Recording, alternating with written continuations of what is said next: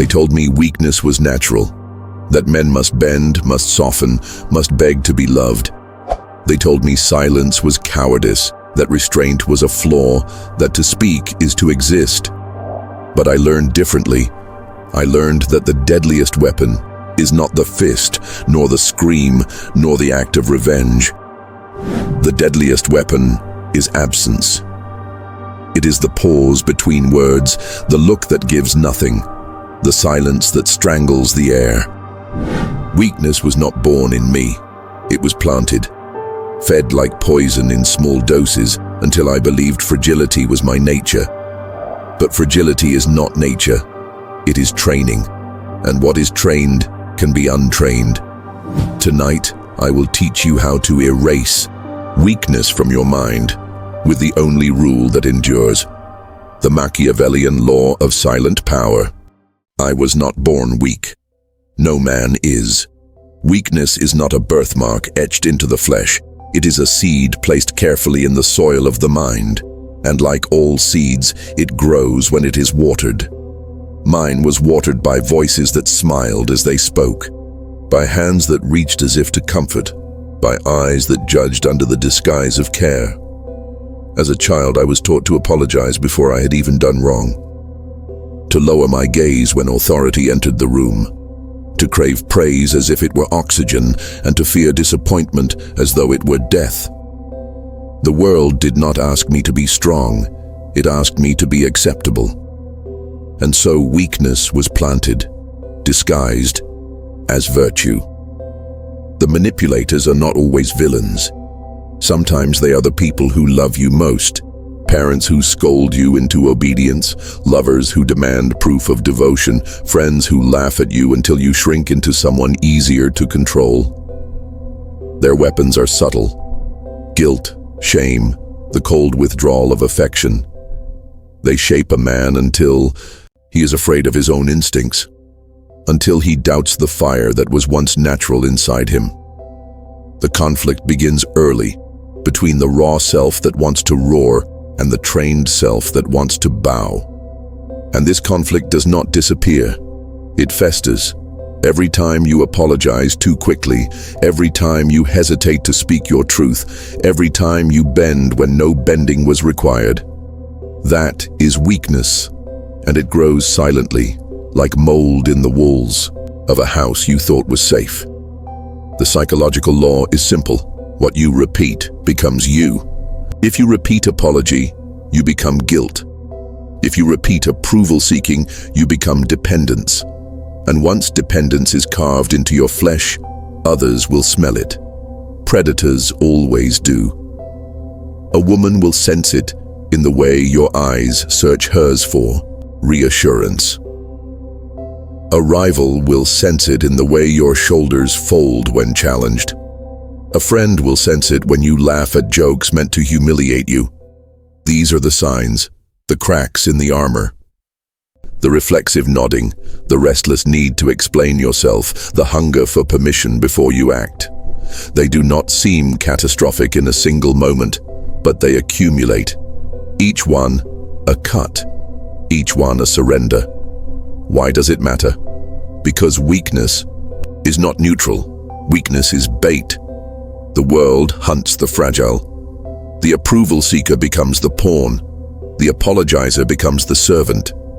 And when betrayal comes, and it always comes, it is the weak who bleed first and bleed longest. The advice is brutal, but it must be: trace your weakness to its root. Do not excuse it by saying, "This is who I am." No, this is who you were, trained to be, and training can be broken. Sit with yourself. Remember every moment you bent unnecessarily, every time you shrank under the gaze of someone you feared to lose. These are not harmless memories. These are crime scenes. The climax of this realization struck me one night when I was accused of something I hadn't done. My instinct was to apologize, to pacify, to beg for forgiveness for a sin that wasn't mine. But then it came to me, like lightning in the dark. I was not weak. I was made weak. That apology was not my instinct. It was my conditioning. I stopped mid-sentence. I looked into her eyes, and for the first time, I said nothing. That silence shattered something inside me. Not a weakness erased yet, but exposed.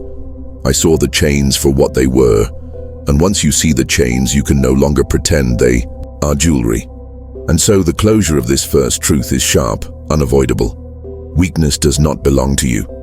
It belongs to those who planted it. And once you name the seed, you are ready to starve it, ready to unlearn what they forced upon you, ready for the first real weapon, because the seed may have been planted by others. But the silence that kills, that is mine, that is yours, and from here the erasure begins. There is a moment every man knows, the moment when someone demands your answer, your reaction, your defense. They lean forward, eyes sharpened, waiting for you to spill your words into their hands. In that moment, you feel the pressure.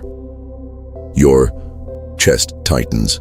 The urge is almost unbearable to explain, to justify, to protect yourself with speech. But I will tell you the truth. The one who speaks first loses. Silence is not weakness. Silence is strategy. It is the first Machiavellian weapon a man must master. Because silence unsettles, it unsettles more than aggression ever could. A raised voice is predictable. A clenched fist is obvious. But silence forces them into the abyss of their own thoughts. And most people cannot survive in that abyss for long. When you refuse to answer, when you deny them your words, they begin to invent your meaning. They imagine your anger, your judgment, your power. And in their imagination, you become larger than life. The one who is silent controls the story because the mind of the other fills the void with fear. I have tested this law in every corner of life, with rivals who provoked me, with women who tried to lure me into emotional confession, with colleagues who sought to trap me with accusations. Each time I learned, the man who cannot remain silent is the man who is ruled. The conflict is always internal first.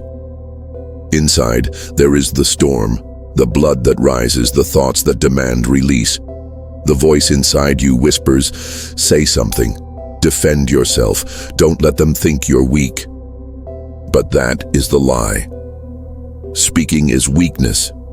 Justifying is weakness. Words are chains you place around your own neck, and once they have your words, they own you. Consider the signs of those who fear silence. They fidget. They laugh nervously. They fill the air with meaningless chatter. They cannot sit in a room where silence grows heavy because silence exposes them. A man who fears silence has already lost his edge. A woman who fears silence will test you until she sees if you can endure it, and you must endure it. More than that, you must weaponize it. The psychological law is this: silence transfers the weight. Whoever breaks it first reveals their hunger. If she speaks first, you know she craves reassurance. If he speaks first, you know he craves control. Silence is a mirror that shows the cracks in their armor. But silence is not only absence, it is a command. Every pause you create is a command for the other to reveal themselves, and they will. Their impatience will expose their insecurity, their questions will expose their suspicion. Their laughter will expose their fear. The climax of this truth came when I was accused again, this time by a rival at work. He threw his words at me like stones, expecting me to catch them, to bleed beneath them, to fire back. I said nothing. I looked at him, unblinking, my silence a wall he could not climb. Minutes passed. His voice shook. His accusations grew wilder, weaker. In the end, it was he who looked desperate, not I. And the room saw it. Power shifted silently. Without a word, that was the moment I understood. Silence is not passive. Silence is not retreat. Silence is domination. So here is the advice, the rule. Learn to pause. Learn to withhold. Let others burn themselves with their own words. Never rush to explain. Never rush to defend. Power is not in the noise, it is in the void, and the closure of this truth is this. Silence is the first cut you make into weakness. The first law of erasing fragility is not to speak more, but to speak less, until your silence itself becomes unbearable to them, until your silence becomes a presence heavier than any voice, because silence once mastered is not absence. It is power sharpened into invisibility. It is the knife they never see but always feel. Approval. That is the invisible leash most men never see around their necks. They think they are free. They think they make their own choices. But if you trace their steps, you'll find the pattern. Every move bends towards someone else's smile. Every decision is poisoned by the question, will they like me for this? I know this leash well. I wore it for years. I let it pull me into conversations I didn't want, into rooms I hated, into the arms of women who did not deserve me. I laughed when I didn't find it funny. I apologized when I wasn't wrong. I begged for the warmth of approval like a starving dog, and still, I was never full. Because approval, once tasted, becomes an addiction. And addiction is weakness. The conflict within me was brutal. On one side, the fire that wanted to stand alone. On the other, the terror of rejection. I thought if I lost their smiles, I would lose my worth. I thought if she stopped nodding, if he stopped clapping, if they stopped calling, I would vanish. This is the lie every weak man lives under, that his reflection lives in the eyes of others. But here is the Machiavellian law. The more you hunger for approval, the more power you surrender. Approval is currency. The one who craves it pays the highest price. Look around you. Watch closely. The man who checks his phone every 5 minutes waiting for a reply is a man bleeding his power away. The one who posts every hour for validation is a man enslaved to strangers. The friend who changes his tone depending on who enters the room has no tone of his own. These are the signs of the leash tightening, and women are masters at sensing this leash. She will smile sweetly as she pulls it tighter. She will test you with silence, with disapproval, with the cold withdrawal of her gaze. She does not do it out of cruelty, but out of instinct. She wants to know, are you a man who needs her? Or are you a man who walks even when she turns away? If she discovers you need her approval, she will lose respect for you. And once respect dies, so does desire. The explanation is simple. Dependence cannot create attraction. A man on a leash can never be dangerous, and without danger, there is no gravity. So the advice is harsh, but it is law. Starve the addiction. Begin small. Stop explaining yourself to people who are not owed answers. Stop dressing for their praise. Stop checking the phone for the message that validates your existence. Every time you withhold your hunger, the leash weakens.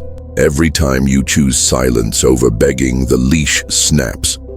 The climax for me came with her, the woman I thought I needed most. She looked at me one night, eyes sharp, and said, "Why are you so quiet? Don't you care what I think?" Once, I would have poured myself out. Once, I would have begged her to see me, to approve of me, to keep me close. But that night, I only looked back. I let the silence hang. I smiled faintly and said nothing. Her face shifted, confusion, then frustration, then something else. Something darker. She leaned in closer, almost whispering, "What's wrong with you?" But I gave her no answer. In that silence, I realized something monumental. She needed my approval more than I needed hers, and in that moment, the leash was gone. Closure comes like ice. Approval is not love. Approval is not loyalty. Approval is a leash, and every leash can be cut. The man who walks without it is terrifying, because no one can control him. So the law is this: cut the strings of approval, or remain a puppet forever. Choose silence over begging. Choose distance over desperation. Because the moment you stop seeking their smile, you begin to wear a mask of your own, a mask of power that cannot be removed, and when you walk away, indifferent, they will chase. For nothing haunts them more than the man who does not need them. There is a law older than any book, older than any throne. The man who cannot control his face cannot control his fate. I learned this the hard way. I wore my heart on my skin. When I was hurt, you could see it in my eyes. When I was jealous, my voice shook. When I was betrayed, my hands trembled. I thought honesty was virtue, that transparency was strength. But I was wrong. Honesty was an invitation for them to strike deeper. Transparency was an open wound that begged for knives. The conflict was always within me. The storms I could not hide. Rage boiling when I was dismissed. Desire twisting me when she smiled at another. Fear hollowing me when someone threatened to leave. And each time, my face betrayed me before my words even formed. I was naked, and they saw everything. Here is the Machiavellian law. Emotions are weapons, but only when concealed. A revealed weapon can be disarmed. A hidden one is feared.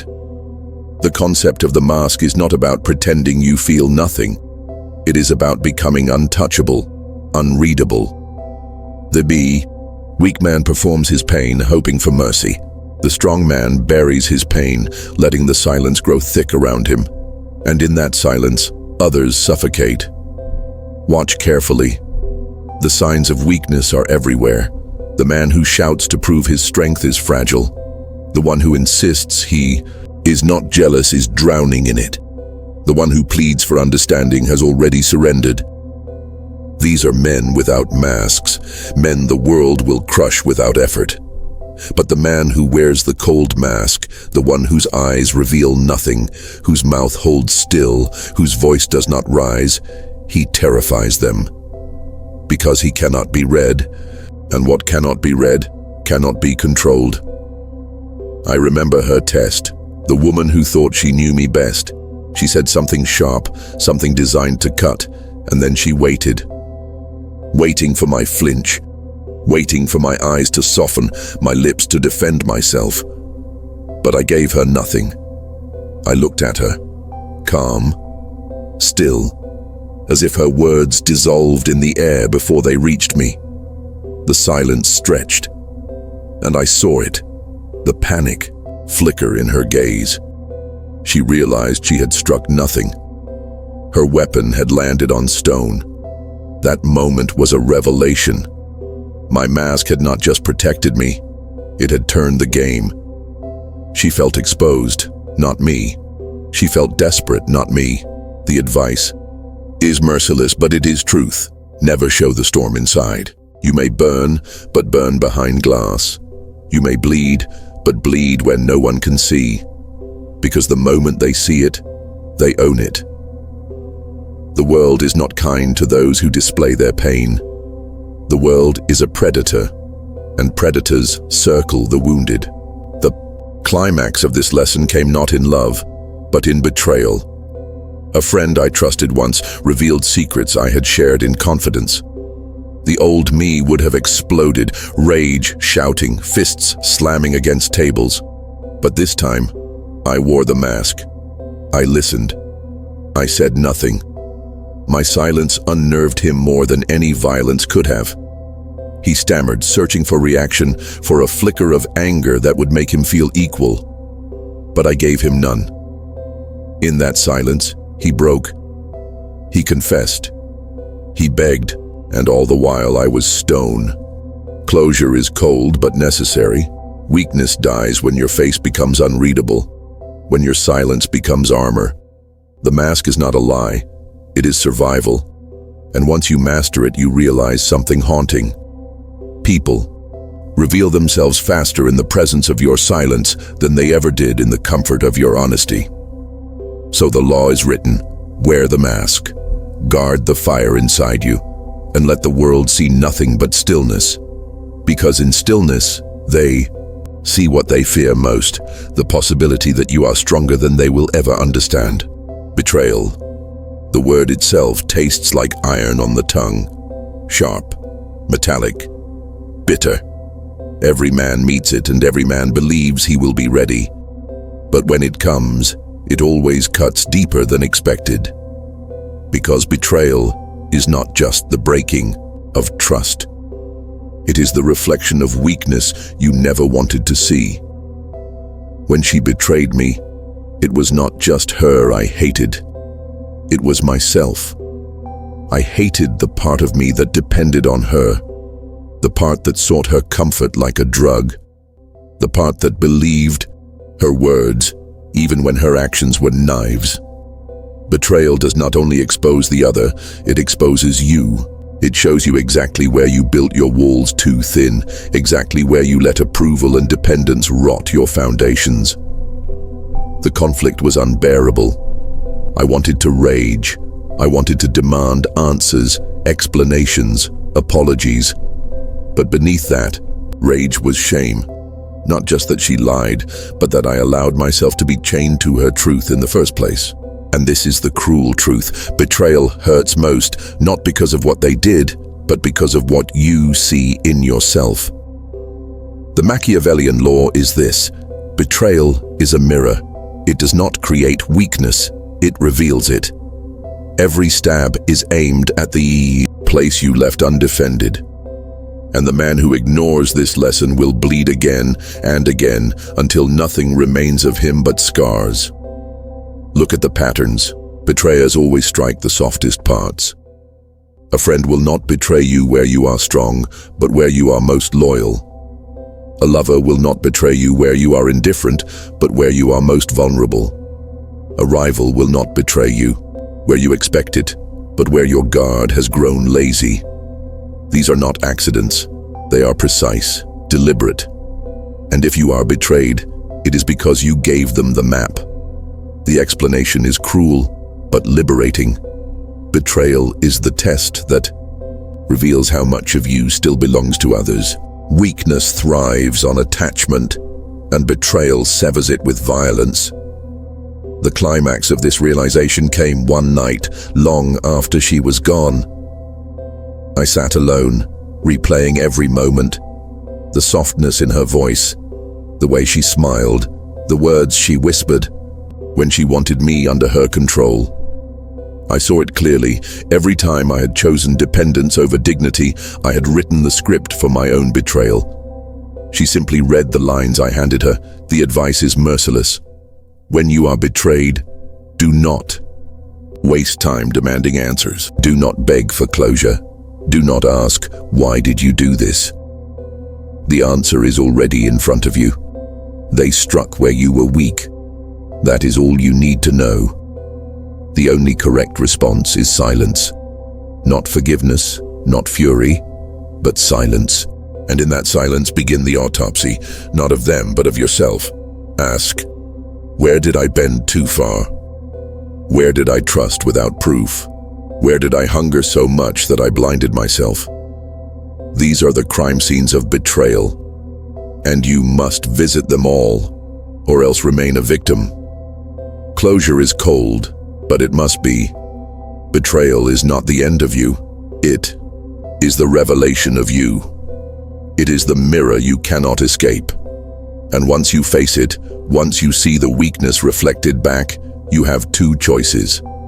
Either remain shattered or become stone. So the law is this: betrayal is the harshest teacher, but the most faithful. It exposes what no friend, no lover, no parent ever dares to show you. Betrayal whispers the truth you tried to bury. You gave your power away. And once you see it, you will never again hand it so carelessly to another. Because betrayal, though it feels like death, is actually rebirth. The death of the weak man and the birth of the one who walks without chains. Presence is overrated. The world teaches you to be everywhere, loud, visible, constantly performing yourself so others will not forget you. They tell you to chase, to remind, to prove your worth through presence. But I discovered a truth far more haunting. Nothing lingers in the mind like absence. When you are gone, they replay you endlessly. Every silence becomes a question mark. Every unanswered message becomes a wound. Every empty space you once filled becomes unbearable. This is the Machiavellian law. Power is not in being remembered while present. Power is in being unforgettable when absent. The conflict was violent within me. My instincts screamed to stay, to explain, to cling. I wanted her to know why I was leaving, to hear my final words, to understand my pain. But then I realized words would give her closure. Explanations would free her. To vanish without sound is to chain her mind to you forever. And so I chose absence. Watch the patterns of those who fear absence. They flood your phone with messages demanding answers. They show up uninvited, desperate to see your face. They mock you publicly to provoke a reaction. They cannot bear the weight of emptiness. They need your presence to release themselves. But when you deny them even that, you become a ghost that stalks their waking hours. The psychological explanation is simple. The human mind craves resolution. An unfinished story torments more than a tragic ending. When you disappear silently, you deny them resolution. You become the unsolved puzzle, the unfinished book, the unanswered question. And what the mind cannot resolve, it obsesses over. I tested this law with her, the woman who thought she could break me. After betrayal, she expected rage, accusations, closure. She expected a scene, a confrontation, a flood of words she could use to feel superior. Instead, I gave her nothing. I left. No warning, no explanation, no goodbye. One day I was there, and the next, gone. The climax came weeks later. My absence echoed louder than any insult could. I heard from others how she searched for answers, how she asked questions I would never answer. She confessed to friends that my silence haunted her more than my presence ever had. Every room she entered, she expected me. Every night, she replayed my stillness. My absence had become her prison. This is the law. To truly erase weakness, you must learn the art of withdrawal. Do not announce it. Do not explain it. Do not gift them the luxury of your final words. Weak men leave with noise. Strong men leave with silence. The advice is sharp, unflinching. Master the art of vanishing. When the game is over, walk away. Do not slam the door. That would give them sound. Do not leave a note. That would give them answers. Simply disappear. Let your absence hang in the air like smoke. The closure of this truth is not gentle, but chilling. Absence is not nothingness. Absence is presence magnified. Absence is the echo of power that remains when the body has left the room. The weak man clings, hoping to be remembered by staying. The strong man is remembered precisely because he leaves. So the law is eternal. Become the absence. Withdraw without explanation, and you will become unforgettable. Not because you begged to stay in their mind, but because you denied them the release of forgetting. And when they dream of you, when they whisper your name in confusion, when they curse you in the silence of their own rooms, you will understand. Weakness has died. Power has been born. There comes a moment when you realize weakness was not destroyed in one blow. It was starved, strangled, bled out over time. It died in silence, without ceremony, and in its place something sharper emerged. Not noise, not fury, not vengeance. Something quieter, something unshakable. Silent power. I remember the night it crystallized within me. No anger, no trembling hands, no racing thoughts. Just stillness. The kind of stillness that makes others restless, because they can't read it, can't predict it, can't move it. I'd become the very thing I once feared, untouchable, unreachable, indifferent. Weakness had evaporated. The eternal rule revealed itself in that moment. Words are temporary, presence is fragile, but silence endures. It follows them long after you've left. It reshapes their memory of you. It grows louder with time, not quieter. This is why kings, conquerors, and tacticians understood the value of withholding. What you do not give becomes more powerful than what you do. The conflict, of course, was inside me first. To live without reacting, to live without chasing, to live without explaining. It felt unnatural. Every fiber of me wanted to scream, to prove, to win. But that urge was weakness in disguise. It was the child within me begging to be seen. When I silenced that child, I became a man. A man governed not by noise, but by law. The patterns became clear as I studied the world. The loudest men are forgotten first. The ones who explain, who plead, who justify, they dissolve into the background of memory. But the ones who vanish, the ones who say nothing, the ones who leave questions unanswered, they are the ones who live forever in the mind. Weakness is erased not by adding more, but by subtracting until nothing remains except presence without presence. I gave this law to myself like scripture. Do not react, do not explain, do not chase. Every time I wanted to break the silence, I whispered this rule in my head, and each time I obeyed, my power grew. Until one day, I no longer whispered it. I became it. The law was no longer something I practiced, it was something I was. The climax of my rebirth came when I saw her again, the betrayer, the one who had once broken me. She smiled, as if expecting words, closure, even recognition. But I gave her nothing. My silence was not cruel. It was final. She laughed nervously, filling the air with her noise, waiting for me to fill mine. But I didn't. I stood there like a wall she could never climb. In that moment, she realized the truth. I was no longer someone she could touch. I had erased weakness, and with it, erased her power over me. The advice I leave behind is not gentle, but absolute. If you want to rule yourself, if you want to command the respect of others, you must learn this eternal rule. Silence is not emptiness. It is the weapon that makes men untouchable. Weakness dies when you master absence, when you deny reaction, when you starve their hunger for your words.